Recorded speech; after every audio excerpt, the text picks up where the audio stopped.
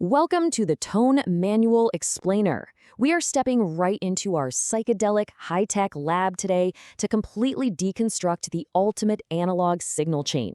We're going to be looking at the gear, the physics, and honestly, the sheer genius behind one of the most iconic guitar tones in human history. Now, most people see Jimi Hendrix as a wild performer, but he was actually the first forensic engineer of feedback. We need to completely shatter this myth of pure accidental chaos. Hendrix wasn't just setting things on fire and hoping for the best on stage. He was a masterful systems engineer. He treated his guitar, his pedals, his amplifiers, and literally the very air in the room as one massive, modular, interactive circuit. And today, we're going to break down exactly how he operated that circuit. All right, section 1, the Fuzz Face secret, the ghost in the machine. This right here is the core mystery of Hendrix's tone. How on earth did he transform a massive, unruly wall of square wave distortion into a glass-like, chimey clean tone without ever taking a step to stomp off a pedal? Well, the answer lies in a highly specific and honestly, totally counterintuitive set of steps. See, most modern players think of a fuzz pedal as just a simple on and off switch for distortion. But Hendrix? He essentially used his fuzz face as an active preamp. First, he'd leave the fuzz face engaged almost constantly, with the fuzz dial set right around 75%. Second, that pedal was pushing into a 100-watt Marshall super lead that was already cranked to the absolute edge of natural tube saturation. And finally, and this is the absolute secret weapon, he rolled his Fender Stratocaster's volume knob back to about a 6 or a 7. The physics behind this volume knob interaction are just fascinating. The vintage fuzz face has a notoriously low input impedance. That means it electrically couples directly with the magnetic pickups of the guitar. When you roll back the guitar's volume, you aren't just lowering the decibels. You are actually adding series resistance, essentially starving the fuzz circuit of power. It's wild. This phenomenon actively reshapes the waveform. It takes that heavily clipped harsh square wave of the fuzz and morphs it into this smooth, asymmetrical, slightly compressed clean tone that is just incredibly touch-sensitive. Just look at this incredibly simple two-knob interface on the fuzz face. Just volume and fuzz. It looks rudimentary, right? Almost primitive. But that simple layout masked a highly volatile, highly interactive circuit. It wasn't just static. It responded drastically to your playing dynamics. If you dig in hard with your pick, it barks. But if you play softly with your fingers, it whispers. Moving on to section 2, inside the Germanium machine, a microscopic dive into copper wiring. We are zooming all the way in now. Let's take a microscopic dive into the copper wiring and the very semiconductors that made this magic possible. These physical germanium transistors, specifically the NKT275 and AC128 types, they were the beating heart of the early fuzz face. What makes germanium so unbelievably special is its lower forward voltage drop compared to modern components. In plain English, that means it requires way less electricity to activate, allowing the transistors to conduct earlier in the signal cycle. This creates a softer, far more musical clipping.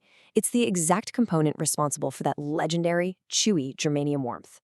So the absolutely crucial point here is understanding why Hendrix relied on germanium for his most dynamic expressions, even when the rest of the industry shifted. Silicon transistors, which were introduced in later fuzz faces, have like 3 to 4 times higher gain. They are brighter, far more aggressive, and incredibly stable. But Hendrix often preferred germanium precisely because it cleans up into those gorgeous, woody textures when you roll the volume back. Silicon just thins out and can get a bit glassy and harsh. Germanium was the absolute key to his dynamic, expressive palette. But there's a catch. That germanium warmth came with a massive trade-off. It was incredibly finicky. Notice the modern internal circuit board here featuring a bias trimmer. Engineers had to add these later to chase the ghost in the machine. Why? Because germanium is hypersensitive to temperature. The hot stage lights or the summer sun at an outdoor festival would literally heat up the transistors inside the pedal, causing their bias points to drift. A pedal that sounded like pure magic in an air-conditioned studio could sound completely gated, sputtering and thin on a hot stage. But Hendrix? He embraced this unpredictability as part of the instrument's living, breathing voice. Let's ground our analog lab experiment in some hardware reality here. The germanium transistor gave us the classic fuzz face and the tone bender. Warm, musical, but super sensitive. Meanwhile, the silicon transistor gave birth to absolute powerhouses like the Big Muff and the Rat 2. consistent, stable, and aggressively saturated. Basically, different tools for completely different engineering jobs. Which brings us to section 3, playing the room, the macro feedback loop. Let's zoom out from the microscopic circuit board and look at the macro scale. We are moving off the pedal board and into the massive acoustic space of the stage itself. I want you to really ask yourself, how do you play a room like a violin? Seriously. You need to stop viewing the acoustic space of a venue as just a place where the audience stands. For Hendrix, the room was an active, breathing part of his signal chain. To achieve his signature infinite harmonic sustain, he required massive physical parameters. He used 100-watt Marshall superlead plexi heads pushed to the absolute limit for natural power tube saturation. He stood in front of 4 4x12 Celestion speaker cabinets that were quite literally moving serious air pressure. His Stratocaster was tuned a half-step down to E-flat, giving him lower string tension, which allowed those strings to vibrate more sympathetically. And finally, it required precise body angling and proximity to those amplifiers. Just picture it, golden sound waves physically bouncing between the artist's guitar strings and the glowing vacuum tubes of those massive amplifier stacks. Hendrix used spatial positioning to trigger specific resonant modes. By simply taking a single step forward, or maybe pivoting his guitar body a few centimeters to the left or right, he could shift the feedback from a fundamental root note to a screaming fifth or a warbling octave. He was literally playing the distance between himself and the amp like a theremin. It's mind-blowing. All right, section 4, master your signal chain, applying the analog lab to today. So how do we bring this historical deep dive back to your rig? Let's talk about applying these incredible analog systems engineering principles today. If you want to unlock this dynamic interaction in your own setup, here are the actionable steps you gearheads must take right now. First up, start loud and clean on a tube amp to establish massive headroom. Second, engage your vintage-style fuzz pedal and dial it right into that 75% sweet spot.